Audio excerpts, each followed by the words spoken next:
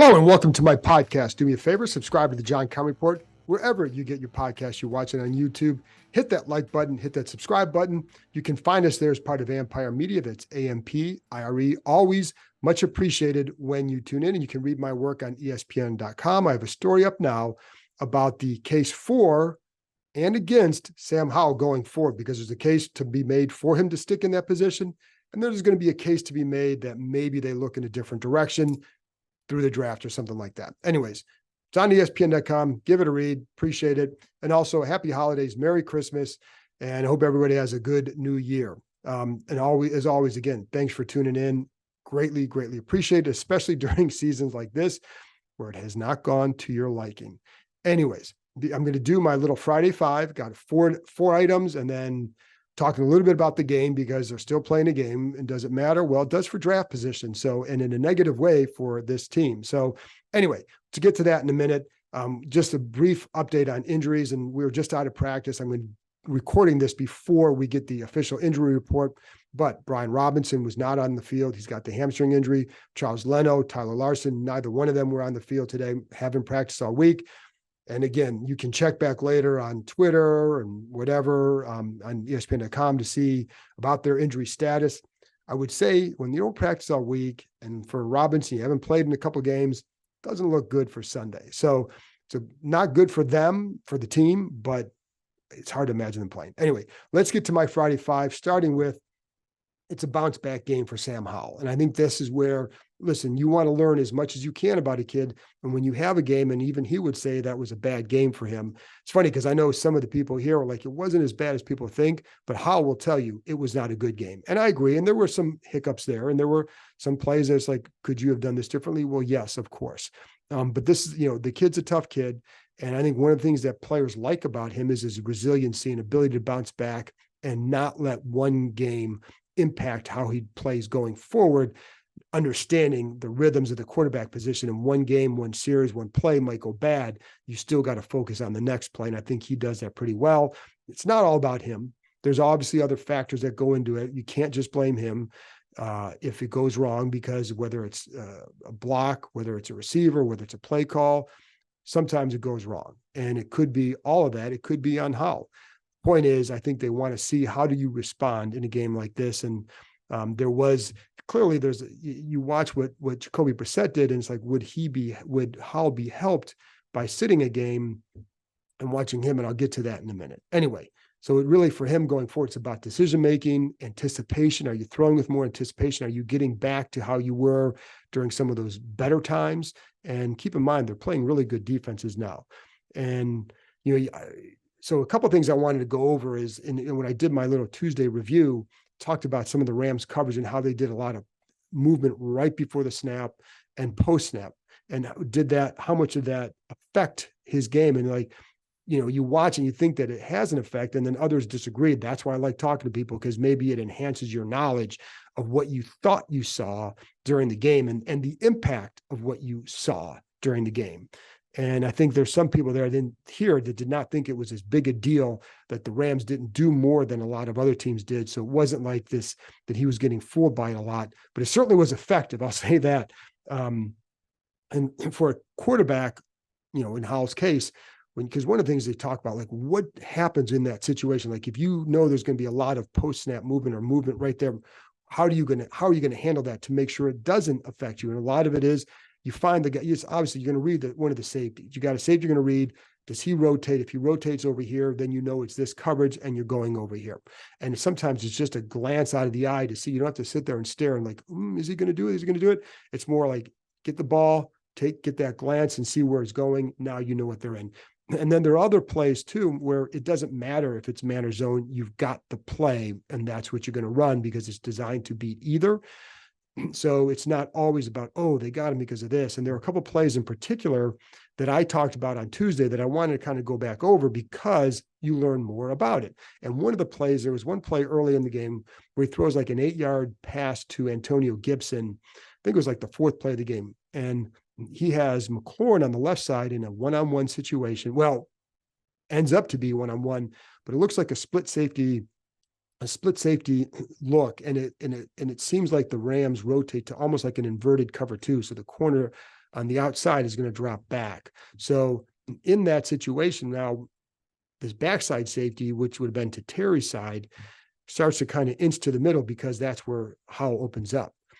McLaurin wins off the line and he's going to be open. And so the question I always had, it wasn't so much did Howell make the wrong play, but is there something he could do to get over there? And yes, there is. Like if you read that pre-snap, you can communicate somehow with McLaurin, or you just know, like, all right, this is what I see. This is where I'm going to go. However, in this case, and this is what Howell also sees, is a blitz coming to that side. You see that the safeties are, you see the rotation with the front side, the play side safety drops in again, as if it's an inverted cover two. So you see that, and that tells you, here comes the blitz, get the ball out over here. So, and he gets an 8-yard gain. So part of me, again, you want, and it wasn't a criticism, is they wonder, could you have done this? What's the method to getting over there? But the other part of this is you see that blitz coming.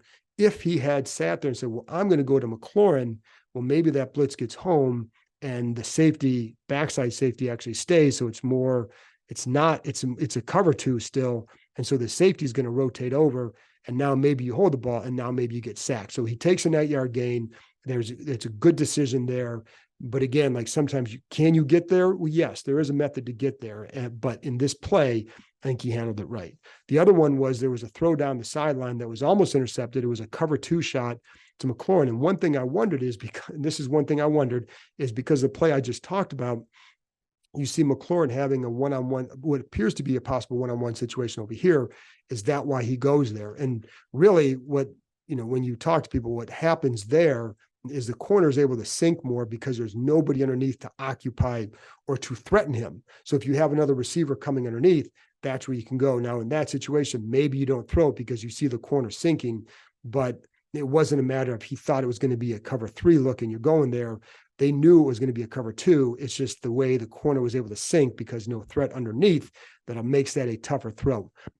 And I think that's why that play was made. And again, maybe that's one where you get off that because you see that the corner's sinking so much, but it wasn't a matter of him being confused by what he saw as much as it was corner just was able to sink more because there's nobody underneath. All right. So number two, did sitting help Howell? He only sat for 2 series. So when you talk around, like clearly Jacoby Brissett did a nice job. But, and also what did Eric Bieniemy talked on Thursday about maybe there's some things he was taking for granted that he started to see he couldn't do that. So I'm going to explain that in a second, but with the sitting part, did that help? Well, not necessarily, because again, you ask around, like they were in a 2-minute offense there. It wasn't what they had been running earlier in the game. So it's not like they're running the exact same stuff. And now Howell can sit there and say, oh, in this look with that play, this is where I can go because of this. It was a 2-minute drill situation. The Rams were playing a little bit different.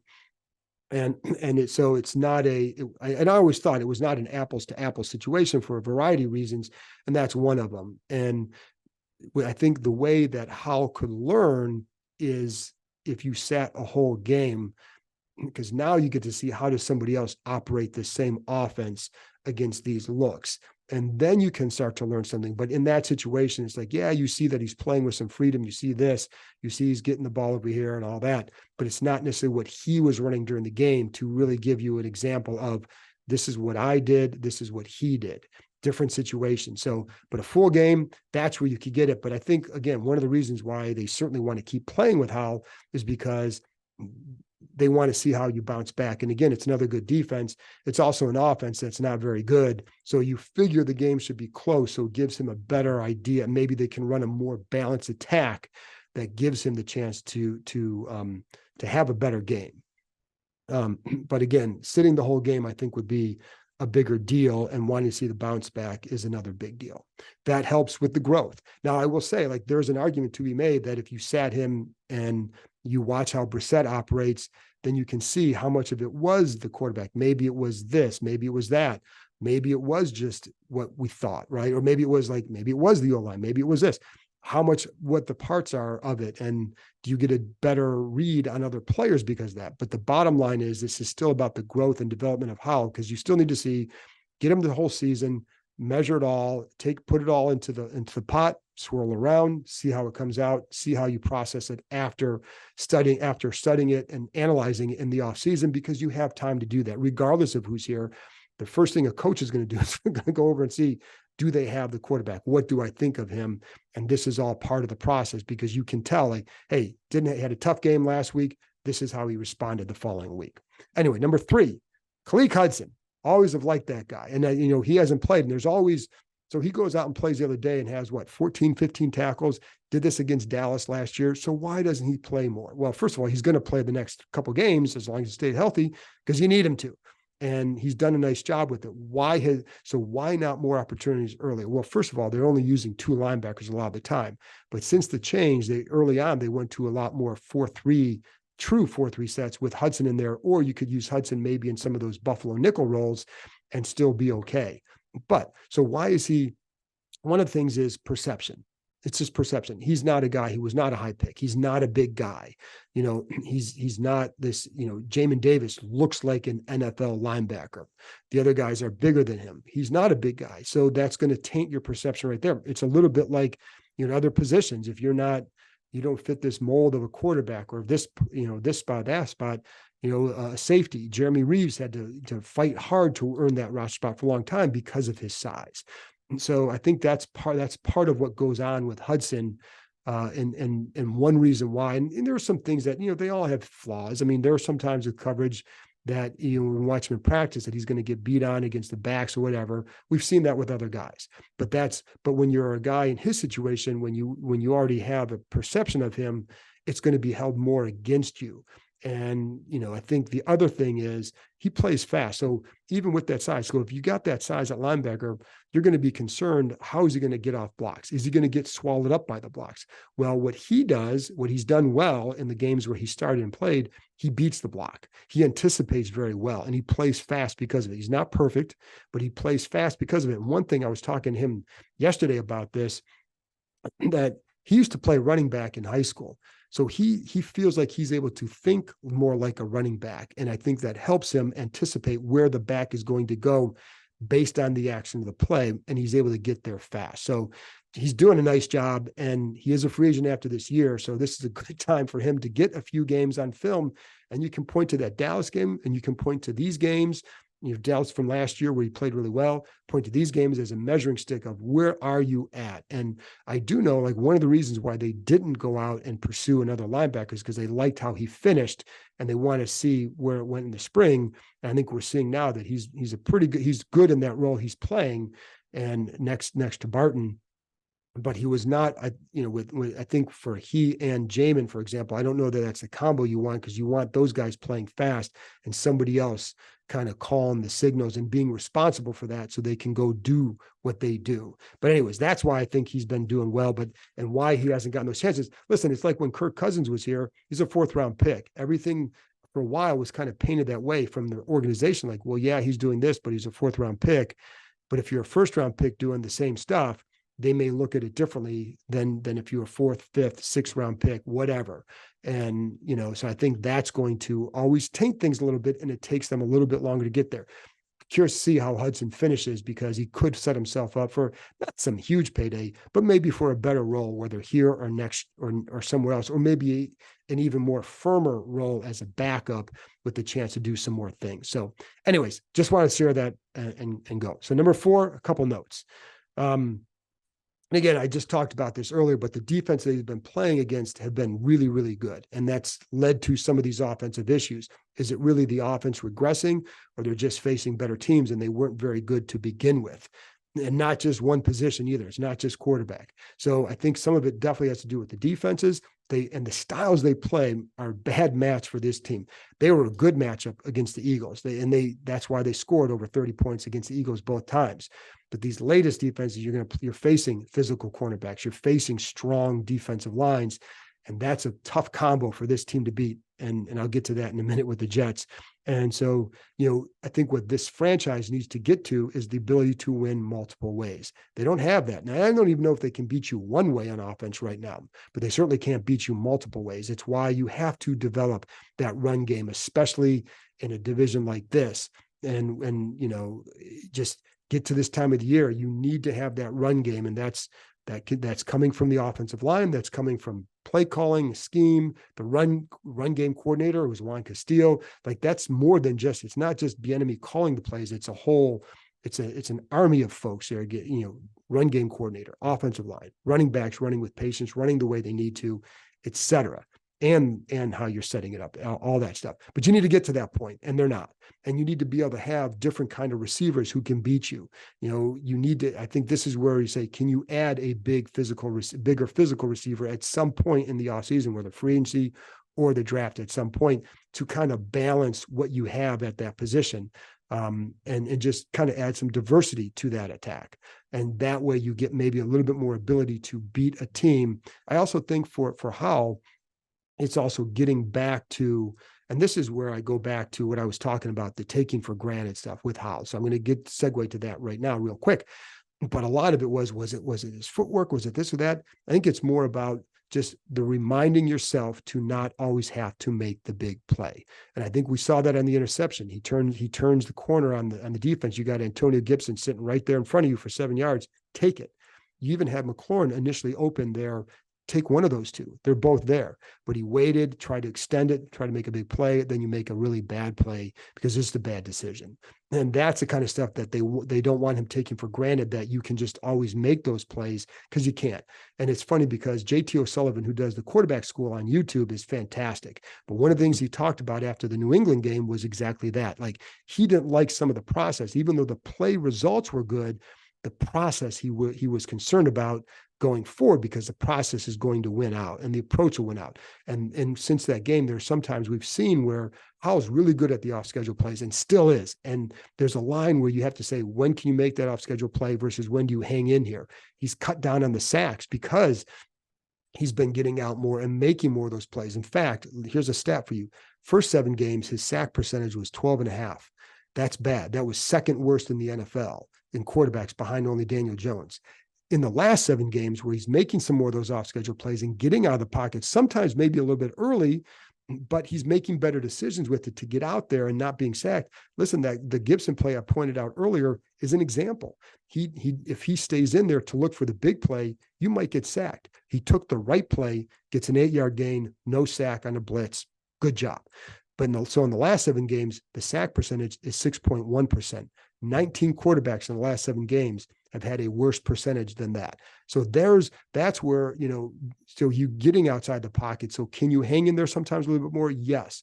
What's the result going to be? And that's that, well, this time you should have done this. Well, this time you should have done that. It's not easy to play. That's why those guys get big money. But then I think it's more, can you get through that process of reading consistently throughout and improving there? Because that's an area of growth that he'll have to make, is just some more of that. It's what I think any quarterback who has mobility, athleticism, and can run, it's the process they all have to go through. It's why they can be valuable early, because they can make plays with their legs, but ultimately you're going to win from the pocket. So can he get there? And that's something you'd like to see going forward. And if he can get there, and it may not happen over these next 3 games, may not happen to the degree they needed to midway through next year or the end of next year, but it might happen in a couple of years.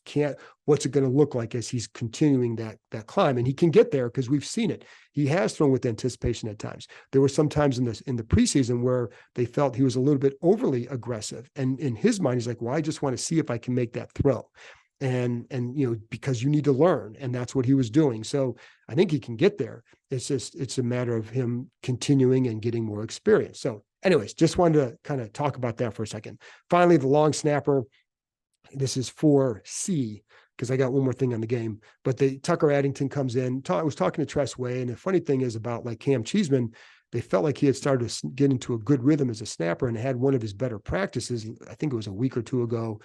And they felt they were in a good spot, and then he had a really bad game, and they had to make a move. So Tucker Addington comes in. He's been one of those guys who's been on the workout trail a lot this offseason. One of those guys who's always right there, and he was right there for these guys the first time around. And, now he's here. And I think one of the benefits for him is working with a guy like Tress, who is super upbeat. And I say that, and I think that's important because one, it makes a guy feel welcome. He's already taken, I think he already took Tucker out to dinner, right? And just kind of socialized with him. That helps a guy feel comfortable. And especially when you're a long snapper, there's tends to be perfectionist. That helps. And so I think Addington got dropped into a good spot or got signed to a good spot because of how like a guy like Tress is, and Nate Katz, a special teams coach, a very upbeat guy, Joey Sly, an upbeat guy. So I think it's a good spot for him. Now, you just got to make the snaps because the rest of it doesn't matter if you don't make the snaps. I get it. And so there you go. That's the four we got there. And I did want to bring, because I keep getting asked about Nick Sundberg, and I know he was on, I think, with Grant and Danny this week, and I remember talking to him at the time. There were some issues that he had with the coaching staff. The bottom line is he was hurt, and he wouldn't have been able to snap that year. And he said he probably wouldn't have made another roster. So it's not like they cut him and then, whatever. The way they handled it, you could have complete issues with. But the fact that he was cut, in his injury, his health is why he stayed out of the league. Because I remember talking to him a year later and he was still having some issues, even though teams wanted him to come work out and just see, it was still preventing him from being the kind of snapper he needed to be. Anyway, just want to clear that up. Nick was a great guy and he was a very good snapper, and it's a shame that he had so many injuries because he was very good. Number 5, looking at the game. So what do we got here? I think what we got here is a game that's going to be difficult because the Jets' defensive line. And you got Quinnen Williams, number 95, watch for him. That dude bowls people over. And I've seen that in the multiple games that I've watched with them. They have excellent corners in Sauce Gardner, DJ Reed. They're going to be problems with him. One of the things that you hear about Gardner is very multiple in how he uses press, uses various techniques and uses them well. He's got some length. He's 6'3", not a big corner. He's only 200 pounds. And I bring that up because he's almost like, Emmanuel Forbes is a little bit miniature, more of a miniature version in terms of size of him. Gardner's a little bit bigger, but he's very thin. And he was even thinner when he came in the league. And I think going back to Forbes, I don't know how much he's going to play this week. It'd be nice to see him more than 6 snaps since he is the first round pick, right? But, the issue is not the size. So when people look at that, it's like he's not struggling because he's small. But I do think when you don't play with confidence as a corner, your size can stick out because you're playing a certain way. And maybe are you hesitant over here, over there? Well, if you are, then it's going to be a problem. So that's something to watch for us. But he's not struggling because of his size. He's struggling because he needs to improve with his techniques. So, and that's why I look at Gardner, not a huge corner, just a very, very good corner. And they will play a lot of cover 4. They're going to force you to be patient and throw underneath. Watch Miami score 30 points against them last week. You watch in the first half, most of those throws are like 5-yard throws. Just move it, or creating some move with the motion, creating gaps and angles for the defense, which is what the Dolphins do. But they were just like Tua would step back, get the ball out, smokes, little screens, things like that. So see if this team can do that, if they can be patient enough against this defense, because you're going to have to be very patient. Offensively, Jets stink. They average they're 31st in the NFL in scoring, average a little more than 12 a game. Trevor Simeon's going to start at quarterback. Breece Hall has not had, he can be an explosive back, but he's not had really good numbers of late. A lot of games where he's averaging about 2 yards a carry. So the run game has not been there, but can this team handle it? But I still go back to the defensive side. Washington has the worst ranked defense. The Jets have one of the top defenses. And I think the Jets defense is better. This matchup is better for them than Washington's is. And so I think that's where you're going to go. I'm going to say Jets 14-13 because it's a toss up. And I think the key thing for here is, how does Howell progress? Does he play better? Because if the defense plays well and all that, you say, well, they should. The Jets offense stinks.